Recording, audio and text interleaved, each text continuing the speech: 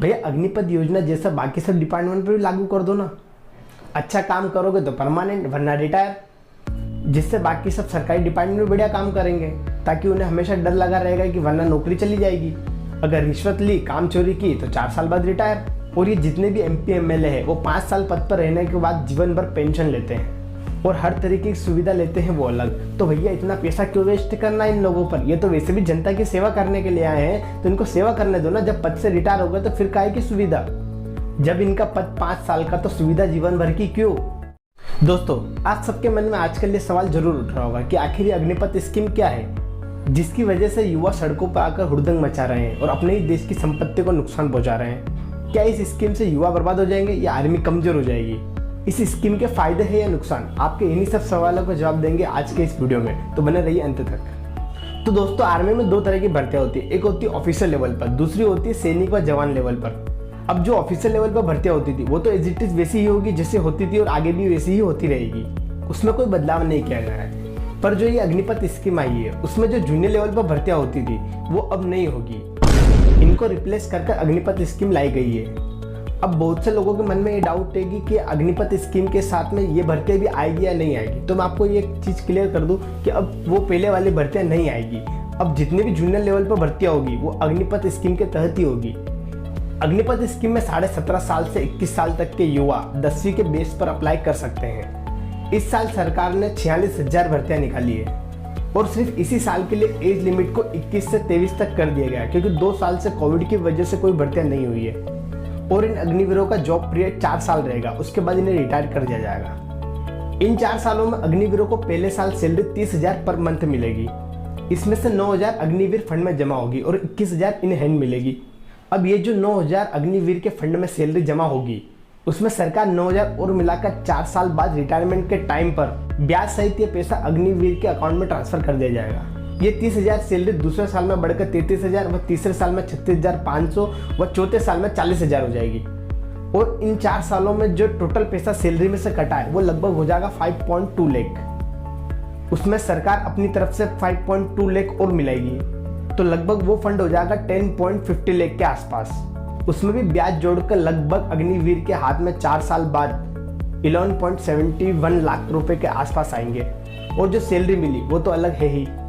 अब इसमें ऐसा नहीं है कि हर कोई मुंह उठाकर भर्ती के लिए जाएगा और अग्निपथ स्कीम के तहत भर्ती हो जाएगा। जो पहले मेडिकल रिटन टेस्ट होते थे वही इस स्कीम के तहत भी लिए जाएंगे। अगर इन सब में पास हुए तो आर्मी में 4 साल के लिए भर्ती हो जाएगी।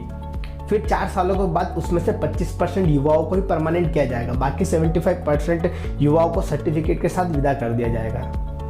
अब मेन सवाल यहाँ आता है कि अब जो 75% युवा है वो 4 साल बाद क्या करेगा, कहाँ जाएगा? तो इसका जवाब ये है कि सरकार ने इसकी भी व्यवस्था की है। पहली तो ये कि जब अग्निवीर रिटायर होगा तब उसके बाद लगभग इन हैंड 11 लाख रुपए होंगे, जिससे वो आसानी से कुछ भी बिजनेस स्टार्ट कर सकता है और साथ ही साथ 18 लाख तक का लोन भी आसानी से उसे मिल सकता है। दूसरी की अदर गवर्नमेंट डिपार्टमेंट पर अग्निवीरों को पहली प्राथमिकता दी जाएगी और साथ ही साथ बहुत सी प्राइवेट कंपनियों भी उन्हें फर्स्ट प्रायोरिटी दी जाएगी। अब सवाल ये उठता है कि अग्निवीरों ने आर्मी में तो सीखा गोला बारूद चलाना और प्राइवेट कंपनियों को जरूरत है जावा एक्सेल चलाने वालों की, तो वो ये सब स्किल्स कैसे सीखेंगे? तो अग्निवीरों को 4 साल के अपने ड्यूटी पीरियड में किसी भी फील्ड में ग्रेजुएशन व डिप्लोमा करने का टाइम दिया जाएगा, जिससे कि उनके पास अदर 2-4 स्किल्स और होगी। और यह सभी जानते हैं आर्मी का अनुशासन कैसा रहता है। हाल ही में MP, UP, झारखंड जैसे स्टेट ने कहा है अग्निवीरों को पुलिस डिपार्टमेंट या किसी भी गवर्नमेंट सिक्योरिटी एजेंसी में पहली प्राथमिकता दी जाएगी। और 4 साल आर्मी में सेवा देने वाला युवा कभी भी बेरोजगार नहीं हो सकता, क्योंकि वो इतना खुद अपने आप में सेल्फ डिसिप्लिन हो जाता है कि लोग उसे ढूंढते हुए आएंगे काम के लिए। अब बहुत से महान लोगों के मन में विचार आ रहा है कि ट्रेंड आर्मी युवा 4 साल बाद किसी भी गलत कामों में जा सकता है। तो मैं इतना कहना चाहूँगा कि आज तक किसी भी आर्मी रिटायर्ड पर्सन को आपने किसी गलत कामों में देखा है? ऐसे तो हर साल करीबन 60,000 लोग आर्मी से रिटायर होते हैं, तो क्या वो सब गलत कामों में लग जाते हैं? और पुलिस डिपार्टमेंट से रिटायर होते हैं वो अलग। वो आर्मी में भर्ती इंसान अपने देशभक्ति भाव के कारण ही होता है, वरना पैसा कमाने के तरीके और रोजगार तो बहुत है। तो ये सोचना कि वो रिटायरमेंट के बाद देश को नुकसान पहुंचाने वाला काम करेगा, तो ये तो सरासर बेवकूफ़ी है। अब बात आती है कि इस समय अचानक से ये स्कीम क्यों लाना पड़ी, तो मैं आपको बता दूं, इस तरह की आर्मी भर्ती बड़े बड़े देशों में USA, चाइना, फ्रांस में कई सालों से होती आ रही है। बल्कि चाइना में तो सिर्फ 2 साल का ही ड्यूटी पीरियड है। क्योंकि हर कोई देश ये चाहता है कि उसकी आर्मी हमेशा जवान हो। और ये स्कीम कोई रातों रात नहीं लाई गई है। इस स्कीम को बनाने में स्वर्गीय पूर्व CDS जनरल बिपिन रावत का बहुत बड़ा हाथ था और ये उनका देश की सुरक्षा के प्रति सपनों में से एक सपना था। और इस स्कीम को लाने का दूसरा मेन कारण है अपने देश का रक्षा बजट, जो कि लगभग 5,25,000 करोड़ है।